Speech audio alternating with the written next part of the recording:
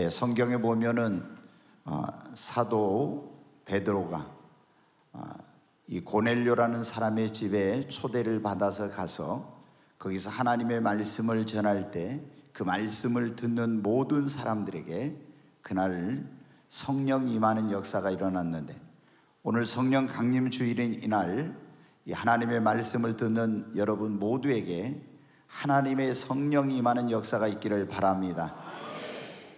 네, 2000년 전에 하나님의 아들이신 예수님께서 죄인된 우리를 구원하기 위해서 육신을 입고 이 땅에 오셨습니다.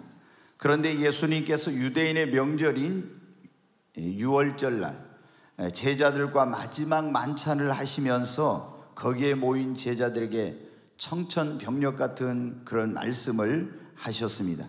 인류를 구원하기 위해서 자신이 이제 십자가에 못 박혀 죽으시고 그리고 하나님 아버지께로 돌아갈 때가 되었다, 이렇게 말씀을 하셨습니다. 이 말씀을 들은 제자들은 망연자실하고 크나큰 충격에 빠졌습니다. 그들은 예수님을 이스라엘 나라를 로마의 식민지로부터 해방시켜 회복시켜 주시고, 그리고 선지자들이 예언한 그 그리스도가 통치하는 천년 왕국이 이 땅에 자신들의 시대에 이루어질 것을 믿고 재산과 직업과 부모와 형제와 처자를 버리고 3년 동안이나 예수님을 따라다녔는데, 예수님께서 그들을 떠나서 이제 하나님 아버지께로 가신다고 하니까 정말 그들에게는 눈앞이 캄캄하고 모든 희망이 사라지는 천지가 아득한 그런 일이 벌어진 것입니다. 그래서 그들의 마음속에는 염려와 근심으로 가득 차게 되었는데, 그때 예수님께서 뭐라고 말씀을 하셨냐면은 요한복음 14장 1절로 3절에 있는 말씀 한번 보겠습니다. 너희는 마음에 근심하지 말라. 하나님을 믿으니 또 나를 믿으라.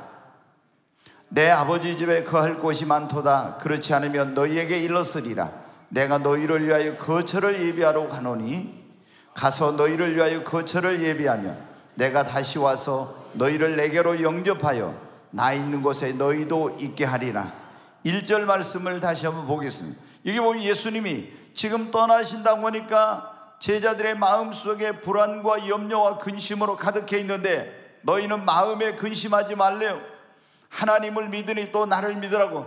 내가 가서 너희를 위하여 천국에다가 너희가 살 수 있는 처소를 예비한 다음에 다시 너희를 데리러 올 것이니 염려하지 말라. 그러면서 예수님이 또 하신 말씀이 있어요. 조금 전에 우리가 읽었던 요한복음 16장 7절 말씀.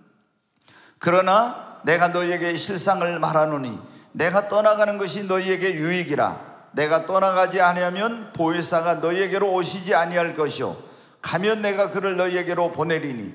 내가 너희들 떠나간다고 염려하지 마. 내가 떠나가는 것이 너희에게 오히려 유익이라고. 내가 떠나가지 않으면 보혜사가 너희에게로 오시지 아니할 것인데 가면 내가 그를 보혜사를 너희에게로 보내리라, 이렇게 말씀하셨어요. 또 요한복음 14장 16절 말씀을 한번 또 보겠습니다. 내가 아버지께 구하겠으니 그가 또 다른 보혜사를 너희에게 주사 영원토록 너희와 함께 있게 하리니. 아멘. 여기 보면 내가 아버지께 구하여, 하나님 아버지께 구하여 또 다른 보혜사를 너희에게 보낼 것인데 그가 영원토록 너희와 함께 할 것이라고. 예수님은 자신이 떠나가시면 누구를 보내시겠다고요? 또 다른 보혜사를 보내시겠다고. 아멘. 그러면 이 보혜사라는 말이 어떤 의미가 있느냐? 그럼 보혜사는 헬라어로 파라크레토스라고 하는 그런 단어인데, 이 의미는 곁에서 돕는 자라는 그런 뜻이에요. 그러니까 예수님이 가시면 제자들 곁에서 제자들을 돕는 또 다른 보혜사를 너희에게 보내주시겠다고 예수님이 말씀하신 것입니다. 지금까지는 예수님이 그들 곁에서 그들을 돕는 보혜사이셨어요. 제자들에게 문제가 있으면 예수님께 가면 예수님이 다 그들의 문제를 상담해주고 해결해 주었습니다. 예수님이 곁에서 그들을 돕는 자였는데, 그들을 돕는 자인 예수님이 떠나가니까 그들이 염려하고 근심하는데, 너희들 염려하지 말래. 내가 가면 너희에게 또 다른 너희 곁에서 너희를 돕는 보혜사를 보내리라고. 그리고 그것이 너희에게 오히려 유익이라고 말씀하셨어. 그럼 예수님이 제자들에게 보내주시겠다고 하신 또 다른 보혜사는 누구인가요? 요한복음 14장 26절에 있는 말씀 한번 보겠습니다. 보혜사 곧 아버지께서 내 이름으로 보내실 성령, 그가 너희에게 모든 것을 가르치시고 내가 너희에게 말한 모든 것을 생각나게 하시리라. 아멘. 여기 보니까 예수님이 가서 보내시겠다고 하는 또 다른 보혜사는 곧 아버지께서 내 이름으로 보내실 누구라고요? 크게 하시오. 누구예요? 또 다른 보혜사는 성령님이십니다. 예수님 곁에 제자들 곁에 예수님이 있을 때는 예수님이 그들을 돕는, 곁에서 돕는 보혜사예요. 그런데 가면 내가 또 다른 보혜사를 보낸다고. 그분이 바로 보혜사 성령님이십니다. 여러분, 그러면 예수님께서 보내시겠다고 한 보혜사이신 성령님은 어떤 분인가? 전능하신 하나님의 영이십니다. 그리스도의 영이십니다. 모든 것을 통달하신 분이십니다. 이사야 선지자는 이 성령님 보혜사에 대해서 이렇게 말을 받아서 했습니다. 한번 같이 읽겠습니다. 그의 위에 여호와의 영 곧 지혜와 총명의 영이요 모략과 재능의 영이요 지식과 여호와를 경외하는 영이 강림하시리니. 여기 보니까 이 성령, 보혜사 성령은 어떤 영이에요? 여호와의 영, 하나님의 영이며 지혜의 영이며 총명의 영이며 모략의 영이며 재능의 영이요 지식과 여호와를 경외하는 영입니다. 그래서 여러분, 이 성령이 임하게 되면 그에게 지혜와 총명과 모략과 재능과 놀라운 지식이 더해지고 하나님을 경외하고 하나님을 잘 섬기는 역사가 일어나게 되는 것입니다. 성령님은 이렇게 뛰어나신 분이, 그래서 우리 인생의 최고의 스승이 되십니다. 우리의 길을 인도하시는 가장 좋은 인생의 안내자이십니다.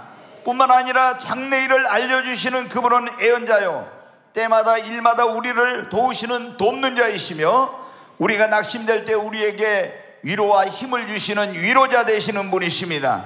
그리고 하나님 앞에서 우리를 위해서 변호하시고 우리가 인생의 어떤 여러 가지 고민과 어려운 문제를 만났을 때 우리의 모든 문제를 상담해 주시는 최고의 카운셀러가 바로 보혜사 성령님이십니다.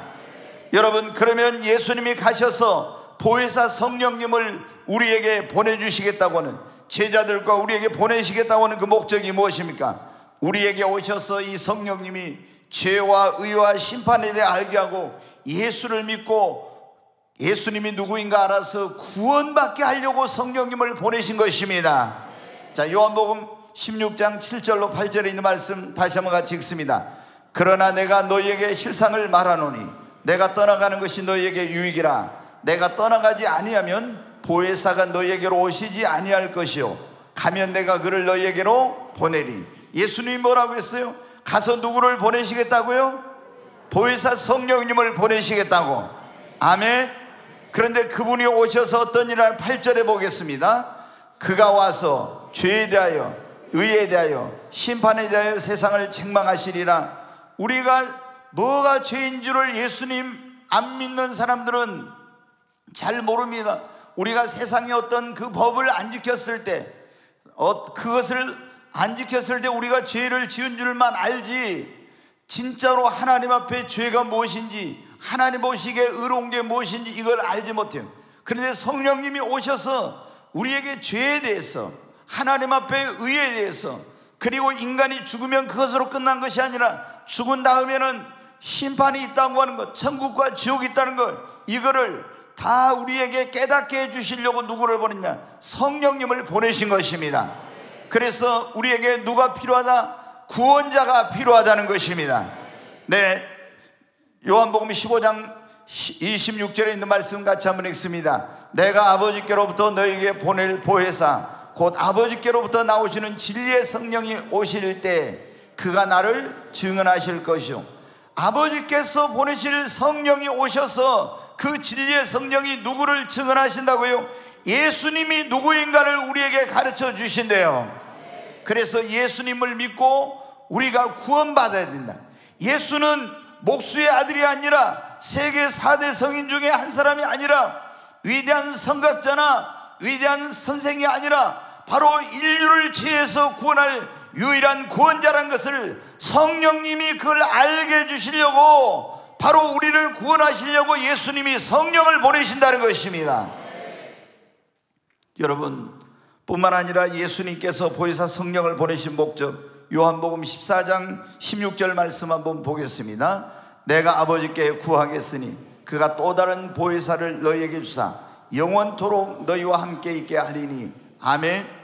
성령님을 보내신 목적, 보혜사 성령님을 보내신 목적은 우리와 영원토록 함께 있도록 하기 위해서.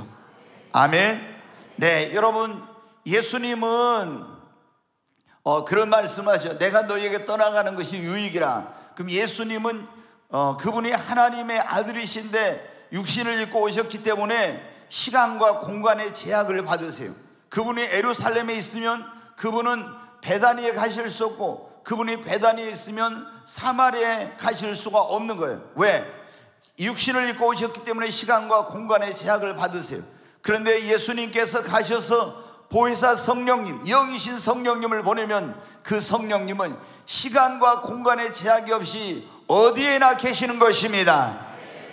그래서 예수님께서 성령님을 보내실 것인데, 성령님이 예수를 믿는 자들 안에 거하여 우리와 영원토록 함께하기 위해서 성령님을 보내신다는 것입니다. 사랑하는 여러분, 또 예수님께서 우리에게 성령을 보내신 목적은 무엇이냐? 요한복음 14장 26절 말씀 같이 읽겠습니다.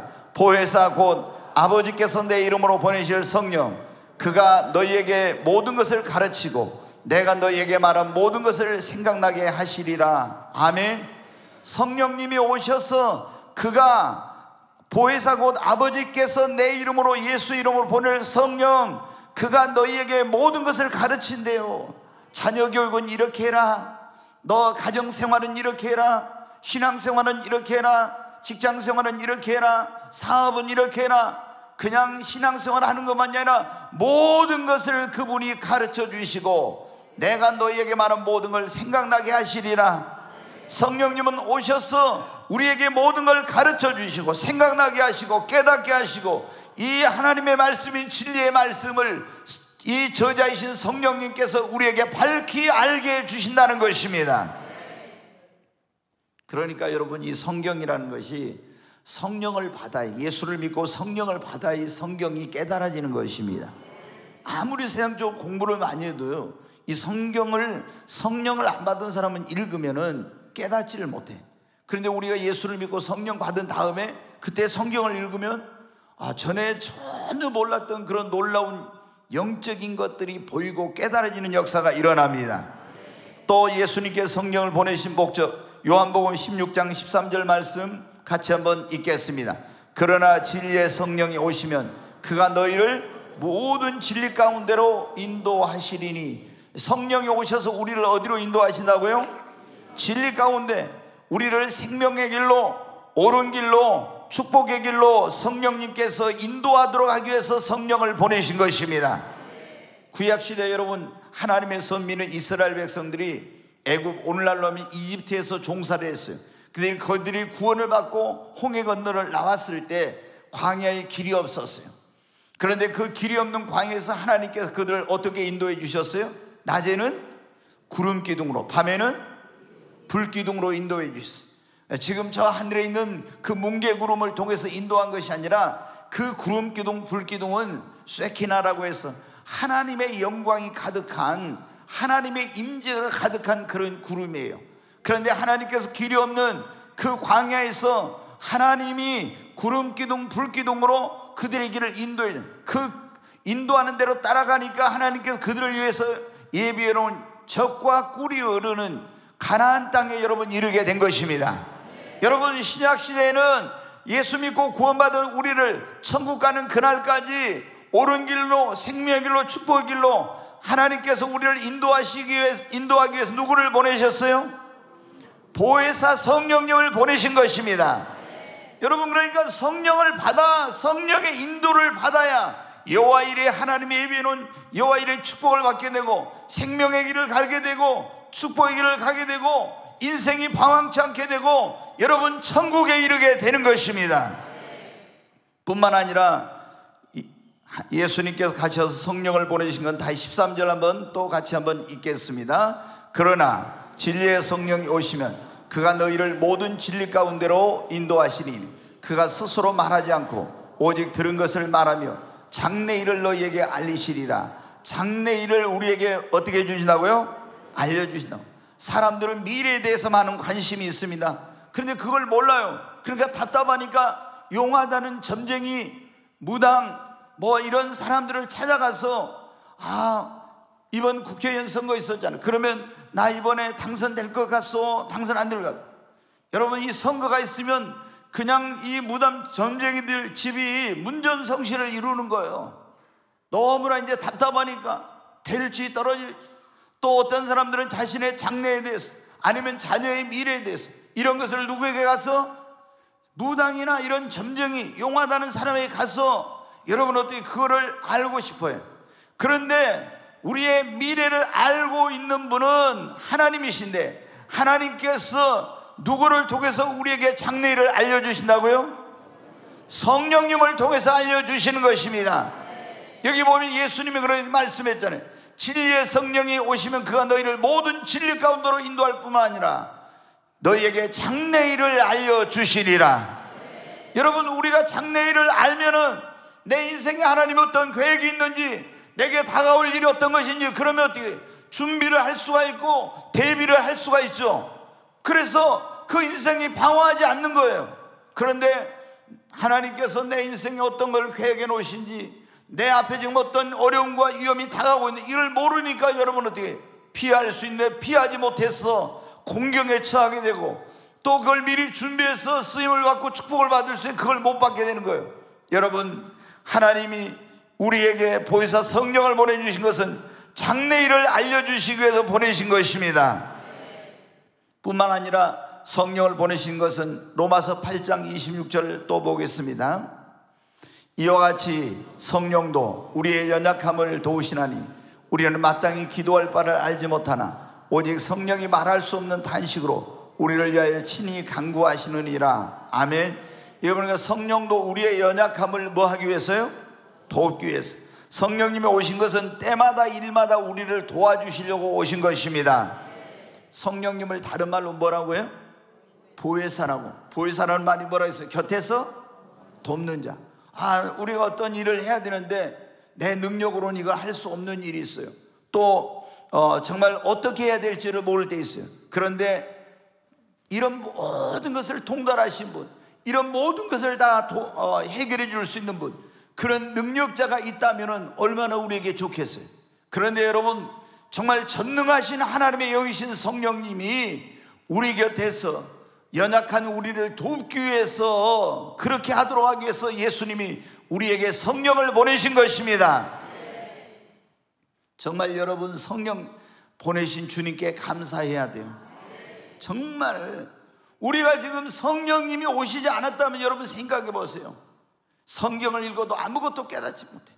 아무것도 신앙생활을 이런 제대로 할 수가 없는 거예요. 예수님을 믿어도 어떻게 살아가야 될 이런 걸 모르는 거예요. 그런데 여러분 예수 믿는 우리에게 주님이 내 곁에서 나를 돕는 최고의 그런 도울 수 있는 돕는 자 보혜사이신 성령님을 보내주신 것이 얼마나 여러분 감사한 일인지. 아멘. 제가 느끼기에 진짜로 감사하는 마음이 있는지 좀 의심스럽습니다. 대답 소리가 적어요. 정말 여러분 감사해야 됩니다. 정말로 감사해야 됩니다.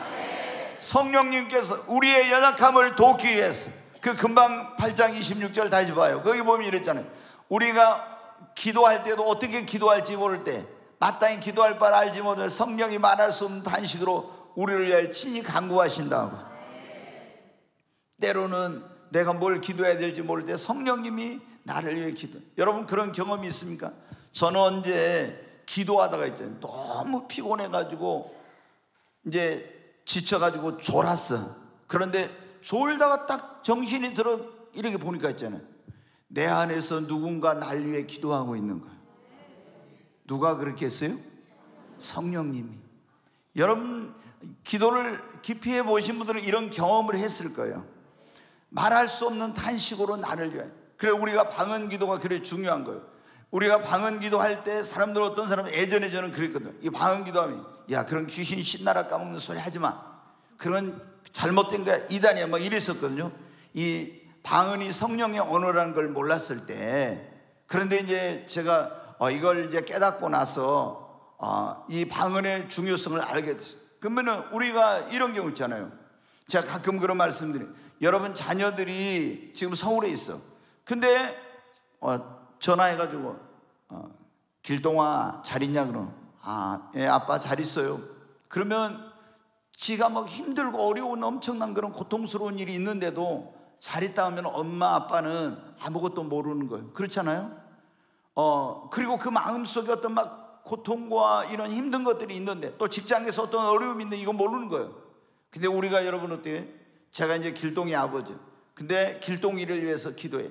하나님, 우리말로 하면은 길동이 뭐 어쩌고저쩌고 하는데 그 아무것도 모르는데 성령님께서 가르쳐주신 그 기도인, 성령이 내 영으로 더불어 기도하는 게 방언 기도인데, 하나님 하고 우리 길동이를 위해 기도합니다 하고 방언으로 와이링 칼라리스트 이리치 완추아이스 이렇게 딱 기도를 해.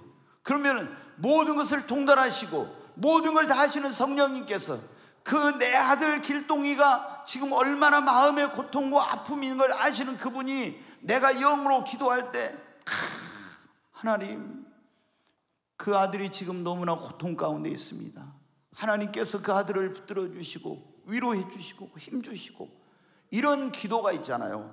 얼마나 간절한 그런 기도가 되는지 몰라. 그래서 여러분 어떻게 돼요? 우리가 할 수 없는 것을 성령님이 하시는 겁니다. 때마다 일마다 성령은 나를 성령이 도와주도록 하시려고 예수님께서 여러분 보혜사 성령님을 보내신 것입니다. 성령님을 통해서 우리에게 예수님은 힘과 능력과 지혜와 은사를 주셔서 하나님 맡겨주신 사명과 직분과 사역을 잘 감당할 수 있도록 성령님을 보내주신 것입니다. 스가랴 4장 6절 말씀 한번 보겠습니다.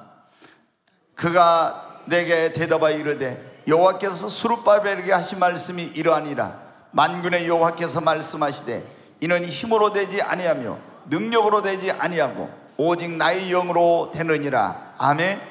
바벨론의 포로로 끌려갔다 70년 만에 돌아온 이스라엘 백성들이 먼저 하나님께 예배하는 성전을 재건을 하려고 했어요. 그런데 너무나 그 주변에 있는 이방인들 대적들이 방해를 해가지고 못하고 있었어요. 14년 이상 성전 건축이 중단돼 있어 이제 할 수 없구나 하는데, 그런데 하나님께서 성령을 보내서 스룹바벨이라는 그런 그 하나님의 그 사람에게 스가랴 선지자를 통해서 말씀해, 만군의 여호와가 말씀하시되 이는 너희들의 힘으로 되지 않고 능력으로 되지 않지만 오직 나의 영으로 성령으로 되느니라. 여러분, 하나님께서 우리에게 성령님을 보내주신 것은 성령님을 통해서 우리에게 힘과 지혜와 지식과 능력을 주셔서 우리가 맡겨진 직분도 사명도 사역도 그리고 내가 해야 될 모든 일을 감당할 수 있도록 하기 위해서 성령님을 여러분 보내신 것입니다. 사랑하는 여러분, 성령님을 보내신 이렇게 중요한 거예요, 목적이. 그러므로 우리는 반드시 뭘 받아야 되겠어요? 성령을 받아야 됩니다. 옆에 있는 분에게 그래요. 성령은 받아도 되고 안 받아도 되는 것이 아니라 반드시 받아야 합니다. 아멘. 다시 한번, 성령은 반드시 받아야 합니다. 아멘. 그래야 우리 인생도 신앙생활도 방황치 않습니다. 왜? 성령이 인도를 해주니까 방황하잖아요. 근데 성령의 인도를 받지 않는 사람들은 방황하는 거예요. 여러분, 또 이 예수님을 믿는 사람들이 성령 받지 않으면요, 예수를 믿어도 목말라. 제가 이 성령님에 대해서 관심을 갖게 된 계기가 그거였어요. 그냥 교회를 형식적으로 다니다가 어느 날 예수님이 나의 구원자라는 사실을 알고 예수님을 진짜 영접했어요. 나는 이제 하나님의 자녀가 되었다. 나는 죄 사함 받고 천국 갈 수 있다. 이런 믿음이 생기라. 너무 기쁘고 행복했거든요. 근데 얼마 지나니까는 내 안에 영적인 갈급함과 목마름이 온 거예요. 성경을 아무리 읽어도 채워지지 않고, 설교를 들어도 채워지지 않고, 너무나 영적으로 갈급한 거예요. 도대체 이게 왜 그렇지? 내가 분명히 구원받은 것은 맞는데 너무나 행복했던 그 순간들이 지나고 나니까 영적으로 갈급한 거예요. 그래서 계속 제가 이제 기독교 고전과 책을 읽었는데 거기서 제가 깨달은 거예요.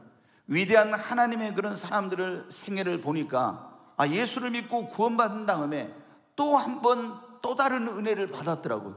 그것은 성령의 은혜를 받은 거예요. 제가 있던 교회는 어떤 교회냐면, 우리가 예수님을 믿고 구원받으면 다 성령 받았으니까 이런 뭐 방언이나 이런 건 다 그쳤으니까 이런 거 하면 안 된다 이렇게 가르치고, 그냥 성령 충만함만 받으라 이렇게 했거든요. 그런데 그 위대한 2000년 기독교 역사의 하나님의 종들을 보니까 예수 믿고 구원받고 그 다음에 성령의 은혜를 체험한 게 있는 거예요. 내게 이게 부족했구나, 이걸 깨달았어요.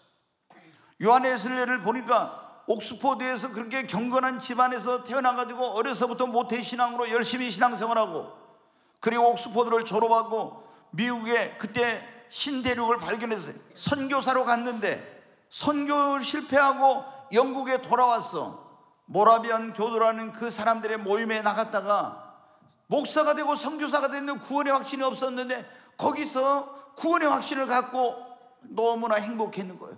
그런데 그해 12월 31일 날 송구영신 예배를 드릴 때 성령이 임해가지고 성령의 불세를 받아가지고 다 거꾸러지고 나서 위대한 하나님의 종으로 수많은 사람들을 이 주님 앞으로 인도하게 됩니다. 그때 프랑스 혁명의 영향으로 영국도 이런 큰 혁명의 위기 가운데 있었는데 복음의 횃불을 들고 나가서 그 영국을 변화시키고 수많은 사람들을 주께로 인도하는 이런 일에 쓰임을 받는 거예요. 웨슬리만 그런 거예요. 그 동시대에 인물이던 조지 필드, D.L. 무디, 다 많은 그런 사람들을 보니까 이런 게 내게 이게 없구나, 이것 때문에 영적으로 갈급했구나 하는 걸 알게 됐어요. 그리고 요한복음 7장에 있는 그 말씀의 의미를 이제 제대로 이해하게 됐어요. 요한복음 7장 37절부터 39절 보겠습니다. 명절 끝날고 큰 날에 예수께서 서서 외쳐 이르시되 누구든지 목마르거든 내게로 와서 마시라. 나를 믿는 자는 성경의 이름같이 그 배에서 생수의 강이 흘러나오리라 하시니, 이는 그를 믿는 자들이 받을 성령을 가리켜 말씀하신 것이라. 아멘. 누구든지 목마른 자들은 예수님이 다 내게로 오라겠지요. 나를 믿는 자는 성경의 이름같이 그 배에서 뭐가 흐르리라? 생수의 강이 흘러 넘치리라. 이는 그를 믿는 자들이 받을 뭐를 가리킨다고요? 성령을 가리킨다고. 제가 이거 깨달았어요. 요한복음 4장에 사마리아 그 수가성의 우물가에서 만난 여인에게 나를 믿는 자는 그 속에서 영생하도록 쏘는 샘물이 되리라고 했는데, 샘물은 넘치는 것이 아니죠. 여기는 생수의 강이 있는데 바로 예수 믿고 구원받으면 성령이 내주하시는데 그게 샘물이고, 성령의 세례를 받아야 생수의 강이 흘러넘치는 이게 없었구나. 그래서 그때부터 성령에 대한 책을 미친 듯이 읽으면서 하나님 내게도 성령을 부어주세요, 이 은혜를 부어주세요, 그렇게 간절히 기도한 거예요. 간헐적으로 한 번씩 막 성령이 임해가지고 어떤 역사가 막 일어나긴 했어요.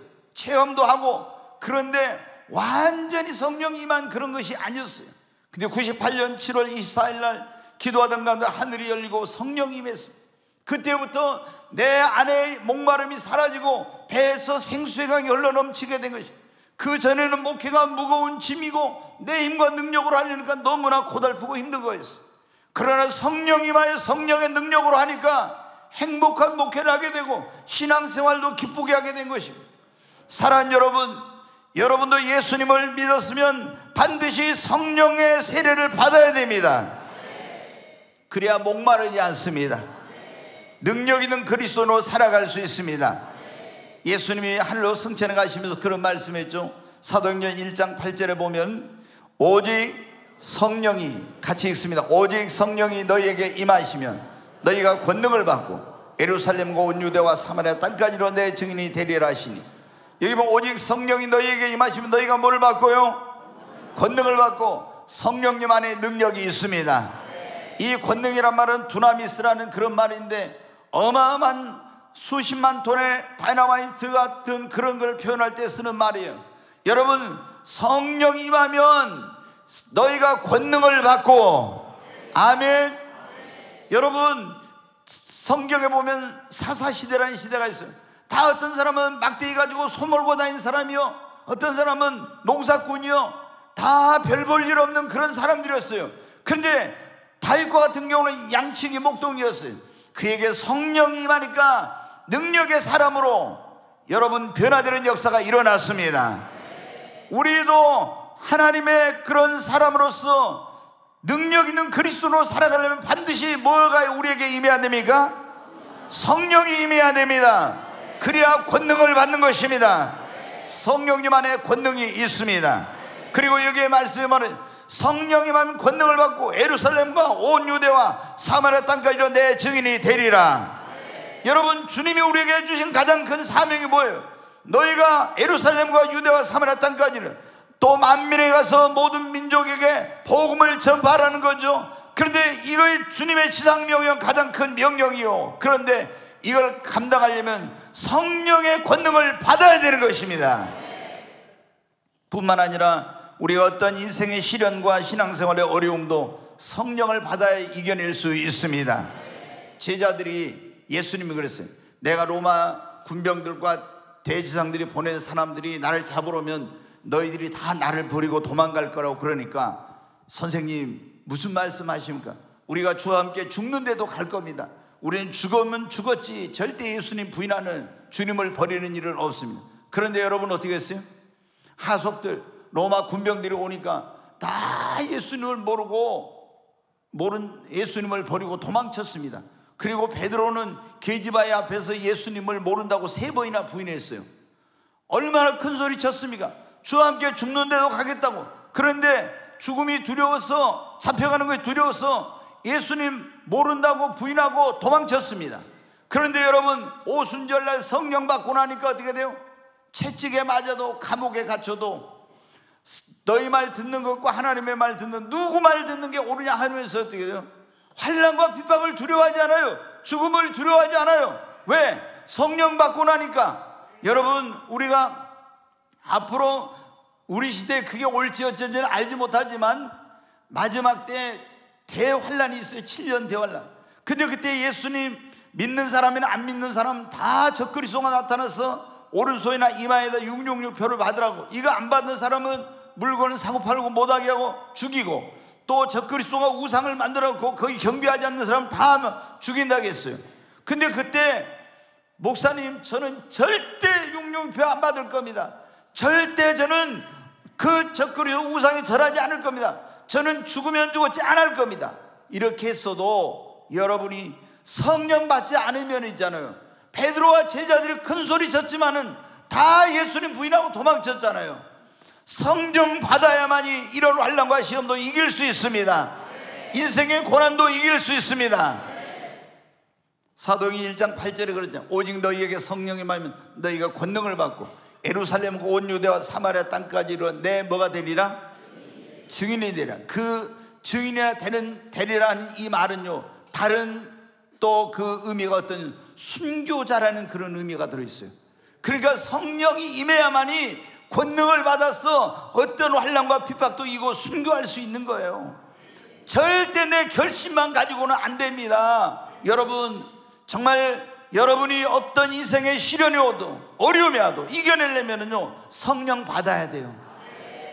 우리가 인생을 살다보면 너무나 정말 내 힘으로 감당할 수 없는 일, 그리고 슬픈 일, 고통스러운 그런 일들이 있죠. 그런데 그때 여러분은 인간의 위로와 이런 것으로 이겨낼 수 없어요. 하나님의 성령을 받아야만 여러분 그것을 이겨낼 수 있습니다. 성령이 이겨낼 수 있는 힘을 주십니다. 성령이 이겨낼 수 있도록 위로를 주십니다. 성령이 위로를 이겨낼 수 있도록 소망을 주십니다. 그리고 행복한 신앙생활, 행복한 인생을 성령 받아야 할 수 있습니다.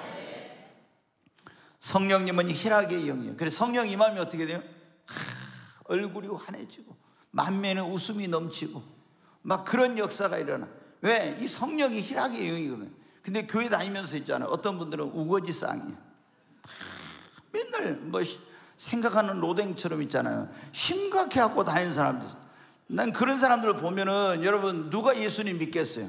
얼굴이 쨍하고 해뜰날처럼 환하게 빛나고 그래야 돼. 아, 예수님 믿으면 저렇게 환해지는가 보다, 행복해지는가 보다, 그리고 나도 예수 믿어, 이런 마음 들지. 아, 늘 인상 막 쓰고 막 하고 다니면 어떻게 돼요? 그럼 누가 예수 믿겠어요? 그래서 제가, 우리 교회는 전에 제가 그런 말 했어요. 부교육자들이 만약에 인상 쓰고 다니면은 나한테 혼난다, 내가 그런 얘기 했어요. 아니, 이 꿈의 교회 와서 보니까 어떻게, 그 목사님, 전도사님들이 인상 막 쓰고 막 이러고 다니면 어떻게 돼요? 누가 이 교회 다니겠습니까? 안 다니죠. 근데 보니까 어떻게 돼요? 아, 꿈의 교회 갔더니 왜 그렇게 목사님 얼굴이 환해? 아멘도 안 하시고 봐. 그리고 왜 장로님들 얼굴이 그렇게 환해? 권사님들이 왜 그렇게 얼굴이 환해? 집사님들이 얼굴이 환해? 아, 꿈의 교회 가니까 진짜 표정이 다 밝더라고. 여러분, 그런 말 들어봤어요? 저는 제가 많이 느껴요, 목사로서. 어떤 걸 느끼면, 어떤 분은 참 교회 오면 보면 있잖아요, 얼굴은 예쁘신데 수심이 가득해. 얼굴이 슬픔이 가득 찼어요. 근데 6개월만 지나면요, 펴져. 그리고 1년 지나면요, 환해집니다. 정말이에요. 그래서 여기 우리 교회 부흥에 오신 목사님들은, 아니, 왜 꿈의 교회는 그렇게 성도들이 다 얼굴이 밝아요? 아멘 안 하실 겁니까? 네. 한번 옆에 한번 보실래요? 얼굴 한번 봐봐요. 얼굴이 환한지 아니면 세상 모든 근심 걱정 다 짊어지고 있는지. 네, 여러분, 성령 받으면 얼굴이 환해집니다. 우리가 이 세상이 주는 그 즐거움은 있잖아요, 그건 잠시요. 우리가 어떤 가서 막 즐거운 어떤 놀이를 해, 그러면 그때 잠시 즐겁죠. 어떤 사람 또 막 술을 마셔, 그러면 잠시 즐거워요. 어떤 막 흥겨운 그런 걸 해. 근데 그건 어떻게 돼요? 그 순간 지나면은 오히려 어떤 데는 더 큰 공허함이 밀려와요. 그런데 여러분, 희락의 영이신 성령을 받으면은 성령이 주시는 기쁨은 영원합니다. 아멘. 바울이 감옥에 있어서도요, 거기서 기뻐하고 기뻐한 것은 왜 그런 줄 아세요? 성령이 주시는 기쁨은 환경과 조건과 상황을 초월합니다. 그래서 어떤 사람들은 무슨 잘못을 감옥에 갔어. 근데 거기서 예수님 믿고 성령을 받아가지고 막 히히 웃고 있잖아요. 막 춤을 덩실덩실 추니까 갑자기 교도관이, 아, 저 사람 뭐 이게 나사가 하나 빠진 거 어떻게 돌아온 거 아니야? 막 이런 거예요. 근데 사실은 그분이 그 감옥에서 뭘 받은 거예요? 성령을 받은 거예요. 여러분, 오늘 이 자리에 오신 여러분 다 성령 받게 되시기를 바랍니다. 여러분, 그러나 우리가 교회를 오랫동안 다니고 예수 믿은 지 오래됐어도요, 성령 안 받은 사람은요, 구원의 확신도 없어. 별로 구원의 확신부터가 안 생겨. 왜 그러냐? 자, 로마서 8장 16절 말씀 보겠습니다. 같이 읽습니다. 성령이 친히 우리의 영과 더불어 우리가 하나님의 자녀인 것을 증언하시나니. 아멘. 성령이, 우리 사람은 영과 혼과 몸이 있는데 우리 안에 있는 영과 더불어서, 우리가 성령이 구원받은 사람에게는 우리 영과 더불어서 우리가 하나님의 자녀라는 것을 증거해 주십니다. 근데 성령 안 받았으면 어떻게 해요?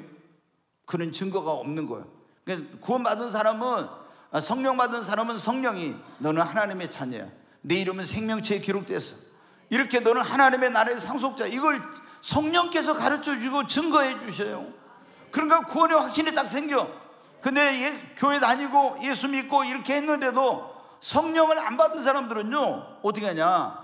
성령을 강력하게 체험하지 못한 사람들은, 아유, 어느 날은 구원받아 천국 갈 것 같은데 어느 날은 또 나 구원 못 받은 것도 아무래도 막 불안한 거예요.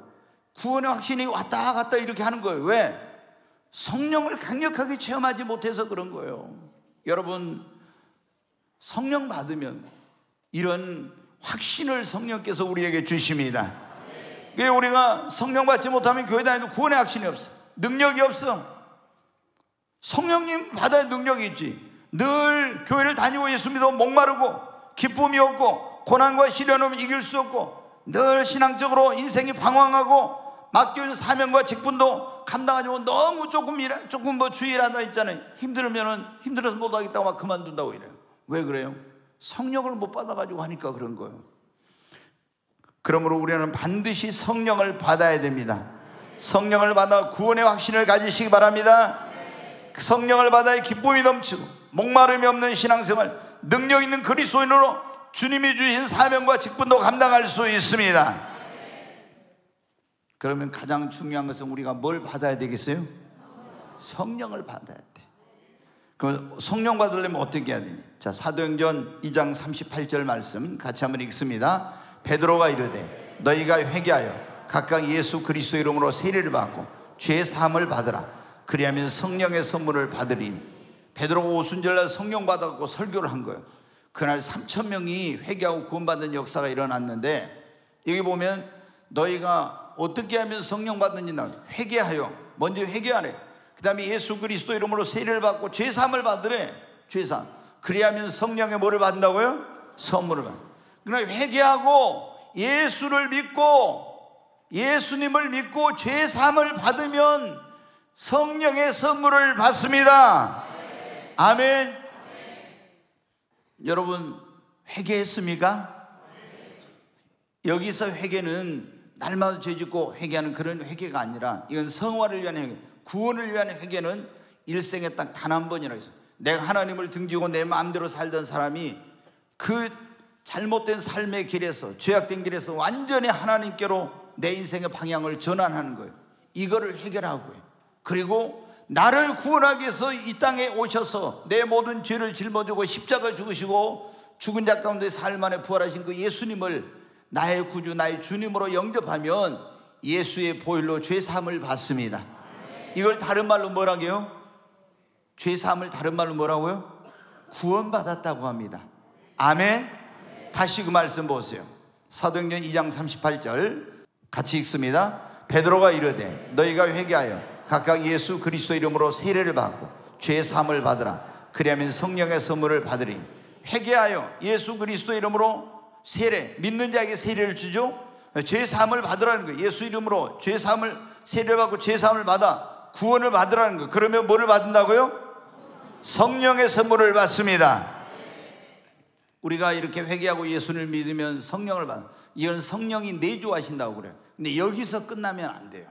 제가 여러분 말씀드려요. 제 개인의 그 체험을 간증했잖아요. 내가 이제 그냥 형식적으로 교회를 다니다 어느 날 예수님을 영접하고 믿었어요. 너무나 기쁘고 행복했어요. 그런데 좀 지나니까 어떻게 됐어요? 목마름, 갈증이 온 거예요. 너무나 갈증이. 그래서 왜 이렇게 영적으로 갈급하고 목마르지? 너무나 막 힘든 시간들을 지냈어요. 그런데 하나님의 사람들을 보니까 예수 믿고 구원받는 다음에 성령의 세례를 받아야 하는데 이 성령 세례를 안 받았구나, 그걸 알게 된 거예요. 여러분, 여기서 우리가 예수를 믿고 구원받는 데 끝나면 안 되고 반드시 성령 세례를 받아야 됩니다. 아멘. 그렇지 않으면 구원받았으니까 성령은 내주하지만 기쁨이 충만하고 능력 있는 삶, 목마름이 없는 삶을 살지 못하고 목말라요. 예수님께서 하늘로 가시기 전에 뭐라고 했어요? 승천에 가시기 전에 사도행전 1장 4절로 5절 한번 보겠습니다. 같이 읽습니다. 사도와 함께 모이사 그들에게 분부하여 이르시되 예루살렘을 떠나지 말고 내게서 들은 바 아버지께서 약속하신 것을 기다리라. 요한은 물로 세례를 베풀었으나 너희는 몇 날이 못되어 성령으로 세례를 받으리라 하셨느니라. 아멘. 여러분, 우리가 예수 믿고 구원받으면 믿는 자 안에는 성령이 내주하십니다. 근데 예수 믿고 성령 구원받은 사람은 가서 우리가 무슨 세례를 받아요? 물 세례를 받아. 그렇죠? 내가 이제 하나님 자녀가 되었다고 물 세례를 받아. 근데 물 세례만 받으면 안 돼. 여기 지금 예수님이 승천에 가시기 너희는 요한이 너에게 물로 세례를 주었거니와 너희는 몇 날이 못되어 무엇으로 세례를 받으리라? 성령으로 세례를 받으리라.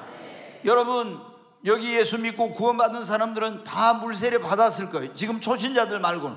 근데 물 세례만 받으면 안 돼. 이제는 불 세례, 성령의 세례를 받아야 됩니다. 너무나. 근데 물 세례는 받고 불 세례, 성령의 세례를 안 받은 사람이 너무 많아. 오순절날 성령이 어떻게 임했습니까? 제자들에게 지금 여기 너희는 이 성을 떠나지 말고 아버지 약속한 이걸 기다리라고 했는데 이 사람들은 예수 믿는 사람이에요? 안 믿는 사람이에요? 믿는 사람이요. 근데 아버지의 약속하신 것이 뭐냐면 성령인 거예요. 요한은 물로 너희에게 세례를 주었거니와 너희는 몇 날이 못 되어 성령으로 세례를 받으리라. 여러분, 예수 믿고 구원받은 다음에 그 다음에 물 세례만 받으면 안 되고 성령 세례를 받아야 됩니다. 저는 그것을 몰랐어요. 우리 교회가 그때 이런 걸 안 가르치었기 때문에, 지금도 이걸 안 가르치는 교회, 순복음 교회는 이걸 강력하게 가르쳐요. 그리고 이제 순복음 교회나 성결 교회나 또 이런 걸 강조하는 이제 이 감리교 같은 이런 데는 가르치지만, 장로교라든가 침례교라든가 막 이런 교회들은 있잖아요. 예수 믿고 구원받는 성령 세례 받는 무슨 또 세례를 받으라고 해? 이런, 여러분 이건 대단히 잘못 알고 있는 거예요. 반드시 여러분이 예수 믿고 구원받아서 물 세례 받고 그 다음에 성령 세례를 받아야 됩니다. 성령 세례를 받아야 여러분의 영혼이 목마르지 않고 기쁨이 충만하고 능력 있는 그리스도인으로 살아갈 수 있습니다. 그래야 성령의 인도를 받을 수 있어요. 제가 성령 세례를 딱 받고 나니까요, 어때요? 정말 저는 놀랬거든요. 성령이 너에게 장래일을 가르쳐 줄 거라고 그랬잖아요. 그리고 또 너의 길을 인도해 줄 거라고. 제가 여러 번 간증했지만 이곳에다가 제가 이 예배당을 지으려고 생각이나 했겠어요? 근데 98년 7월 24일 하늘이 열리고 얼마 지났을 때 저한테 주님이 딱 환상을 보여주시더라고요. 그런데 환상을 성령님 보여주시는데 거기에 스레트로 하나의 집이 딱 있는 거예요. 그러면서 너희 교회가 앞으로 이사 갈 곳이다 이렇게 딱 보여요. 근데 보니까 고속도로고 쫙 이렇게 차가 나가는 곳이더라고요. 이렇게 내가 보니까. 그래 저는 그때 이 서양고속도로가 안 나서 저쪽에 석현동으로 다닐 때라, 이제 어느 날 기도하고 있는데, 철야 기도하고 있는데 주님이 저한테 찾아와서 너 이제 성전 건축할 때가 됐다. 그때 9년인가 8년도 그러시고. 그래서 어디로 갔냐면은 제가 이제 우리 이사 갈 때는 석현동이 있는데 그쪽에 고속도로 나간다구나 하고 여기는 생각도 안 하고 거기로 갔어요. 꿈에, 아니 환상에 보여준 그게 있는가 하고 아무리 가서 보니까 약간 이렇게 도로에서 올라간 곳인데 아무리 찾아봐도 없는 거예요. 야, 이상하다. 왜 없지? 근데 나중에 여기 보니까 여기 우리 교회 자리 여기 쪽에 입구에 올라오는데 거기가 목공소가 딱 하나 있었어요. 근데 그 목공소 건물이 어떻게 스레트로 돼 있어요. 내가 딱 보니까 환상에 딱 본 거예요, 그거. 그리고 여기가 뭐가 났어요? 고속도로 났잖아요. 장래일을 다 가르쳐 주신 거예요. 아멘. 저는 너무나 많은 것들, 그 우리 오병규 장로님, 수석 장로님 계신데 초등학교 때 교사로 계실 때 해남에서 근무했어요. 근데 성령이 임해가지고 그래요. 과학 경시대회를 나가라고.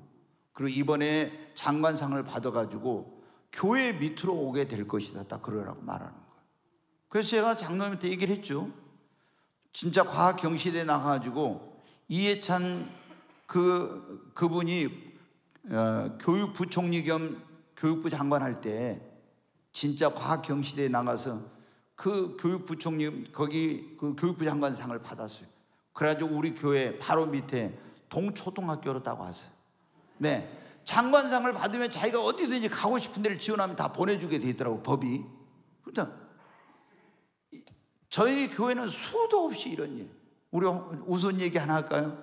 홍명 목사님 저기 뭐 이거 하였더니 어디 갔는데, 제가 오늘 강단에서 기도하고 항상 잠을 잤는데 주님이 성령이 저를 깨워요. 그랬더니 우리 홍명 목사님 사모님이 조근영, 그때 지금 사모인데 조근영 그때 자매죠. 저한테 그래요. 근영이한테 가서 말해라. 네 신랑감은 홍문영 형제라고 그러. 아니 제가 뭐 이만큼 생각을 해본 적도 없어요, 진짜로. 근데 이런 게 한두 번이 아니에요. 한두 번이 아니에요. 장래를 알려주시고 이런 걸 한 게 한두 번이 아니에요. 그럼 여러분은 어때요? 보세요. 근데 제가 예수 믿고 구원 받았잖아요. 구원 받았을 때는 이런 게 안 됐어요.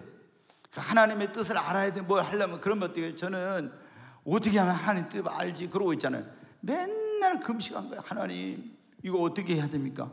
이 하나님의 뜻이 뭡니까? 결정할 수 있게 해주세요. 막 이렇게 엄청나게 막, 이거 하나님의 뜻대로 해야 되는데 어떻게 뜻을 알지? 그런데 이제 성령이 임하니까요. 성령님, 이거 어떻게 하면 좋아요? 1초 만에 와. 1초만. 이렇게 해라. 제가 제일 놀랬던 게 그거예요. 98년 7월 24일 날 하늘이 열리고